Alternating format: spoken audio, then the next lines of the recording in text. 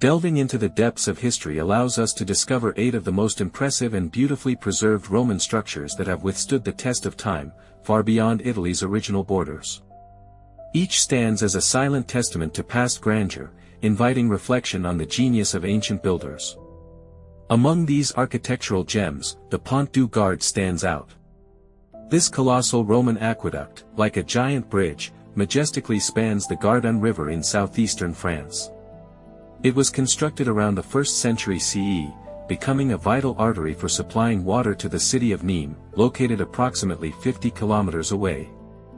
Daily, this engineering marvel delivered an incredible 40,000 cubic meters of precious water to the city, filling its fountains and baths, and meeting the needs of urban households, thereby supporting the prosperity and comfort of Roman civilization.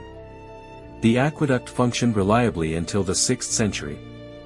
Its gradual decline as a water source coincided with a decrease in Nîmes population, which likely led to a reduction in its original function. However, contrary to expectations, the structure remained remarkably intact, thanks to its equally important second role, a toll bridge. For many centuries, local feudal lords and landowners maintained it in proper condition, profiting from its use as a crossing. Yet, even such monumental creations are not immune to challenges. Over time, due to various factors, some stone blocks were plundered, and by the 17th century, the aqueduct was in serious danger, suffering from a lack of proper care and approaching complete destruction. However, fate had a different path in store for it. In the 18th century, interest in this ancient monument grew significantly, and it quickly became an important tourist destination, attracting the attention of travelers and enthusiasts of ancient history. The subsequent centuries, from the 18th to the 21st, saw a series of large-scale restoration efforts that helped preserve this engineering marvel for future generations. But the Pont du Gard is just one of 8 amazing testaments to Rome's greatness that have survived to this day. What other secrets do ancient ruins hold beyond the Apennine Peninsula? Among them is the magnificent temple of Augustus and Livia, awaiting its story. This temple was built in Vienne, France, within the territory of the former Roman colony of Colonia Julia. Its construction dates to approximately 10 BCE, and it was originally dedicated to the first Roman emperor, Augustus. Subsequently, however, by the will of the 4th Emperor Claudius, this temple was rededicated in honor of Augustus's wife, Livia. The remarkable preservation of this ancient structure is due to its conversion into a Christian church, likely as early as the 5th century CE, and its active functioning throughout the Middle Ages, before being transformed into a warehouse and then a museum in later times. Porta Nigra. The monumental gate structure known as Porta Nigra stands in the German city of Trier.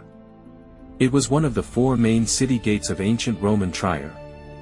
The true Roman name of this structure has been lost over time, but its common name, Porta Nigra, or Black Gate, arose from the distinctive dark gray sandstone used in its construction.